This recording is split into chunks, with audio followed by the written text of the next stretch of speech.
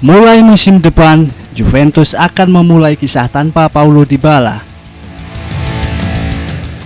Momen menyakitkan ini mengingatkan publik soal ketigaan Bianconeri melepas sang legenda yang sangat setia kepada klub, Alessandro Del Piero. Del Piero didatangkan dari Padova pada tahun 1993 lalu dan langsung didapuk sebagai penerus Roberto Baggio. Kejelian Juventus menemukan bakatnya patut diapresiasi, sebab Baggio bukan pemain yang mudah untuk digantikan.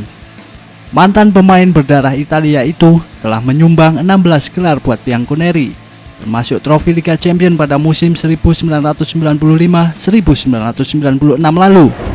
Namun sederet prestasi itu tidak ada apa-apanya dibanding kesetiaan Del Piero terhadap Juventus.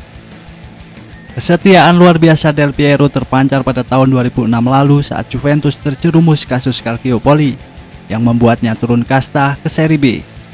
Ketika para pemain bintang memilih pergi, ia setia pada sang klub dan mengeluarkan kalimat legendaris, "Pria sejati takkan pernah meninggalkan wanitanya." Selepas era kelam itu, citra sang bintang semakin menguat. Del Piero adalah Juventus, bahkan beberapa orang menganggapnya lebih besar dari sang klub. Apalagi Del Piero merupakan pemain yang paling konsisten saat Juventus sedang terpuruk. Bukti penampilan apiknya terlihat jelas saat Juventus bertemu Real Madrid di ajang Liga Champions pada tahun 2008. Del Piero mengantongi 2 gol indah yang membuat penonton di Stadion Santiago Bernabeu lakukan standing ovation. Ya, namun kebesaran Del Piero sirna begitu Andrea Agnelli datang pada tahun 2010, disusul Antonio Conte setahun setelahnya. Conte terutama yang tidak pilih kasih meski Del Piero adalah mantan rekan setimnya. Ia tidak segan mendudukkan sang idola di bangku cadangan. Agnelli yang berperan sebagai presiden klub semakin memperkeruh suasana dengan tidak menawarkan kontrak baru buat Del Piero. Ia mempertegas kalimat yang juga tidak kalah legendaris dan sering diutarakan sosok penting dalam dunia sepak bola. Tidak ada pemain yang lebih besar dari klub. Del Piero pun sepertinya tidak senang diperlakukan seperti itu. Ia belum pernah menyaksikan Juventus secara langsung di Turin sejak pergi. Dan ketika ditanya, Del Piero cuma menjawab, "Kenapa?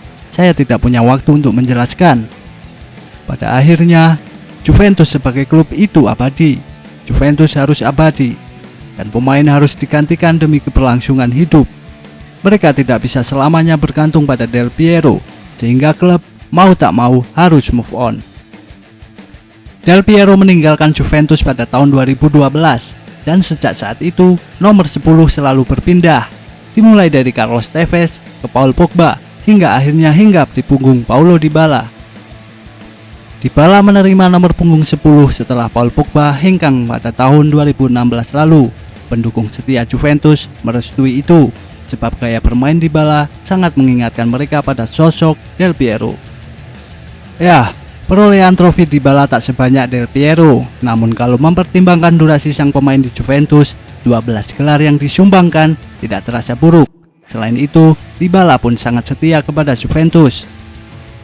Juventus sempat dikabarkan ingin mengenyahkan Dybala yang tampil buruk pada musim 2018-2019. Mereka bahkan menjadikan pria asal Argentina itu sebagai tumbal untuk merekrut Romelu Lukaku dari Manchester United, yang pada akhirnya memilih bergabung dengan Inter Milan. Namun Dybala tidak bergeming, ia memilih bertahan di Juventus meski digoda Manchester United dan Tottenham Hotspur. Ia menjawab perlakuan klub dengan mengantongi 17 gol dan 14 assist dari 46 penampilan di semua kompetisi. Magis Dybala membuat Juventus berubah pikiran. Sejak tahun 2019, pihak klub disibukkan dengan proses negosiasi kontrak baru buat Dybala.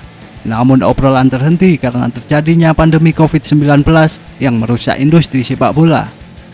Sialnya, Dybala tak mampu menunjukkan magis serupa pada musim berikutnya. Ketimbang beraksi di lapangan, ia lebih sering mendekam di ruang rawat karena cedera. Sama halnya di musim ini, walaupun tidak separah musim sebelumnya.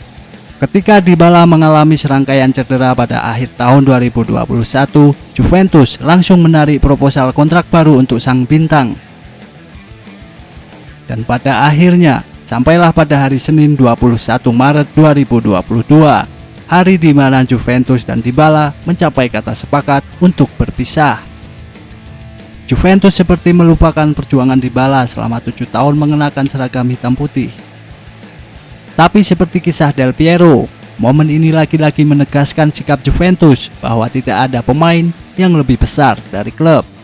Sikap ini semakin terlihat jelas dari pernyataan CEO Juventus, Maurizio Arrivabene, baru-baru ini. Ia menjelaskan bahwa klub memilih tak menambah masa abdi Dybala karena banyak pertimbangan, salah satunya terkait jumlah penampilan. Dengan pembelian yang dilakukan di bulan Januari, dengan kedatangan Vlahovic, posisi Paulo tidak lagi menjadi pusat proyek ini. Itulah mengapa keputusan semacam ini lebih dipilih, kata Arrivabene. Parameternya berbeda. Saya sudah bicara soal itu. Tidak ada yang mempertanyakan kemampuan Paulo.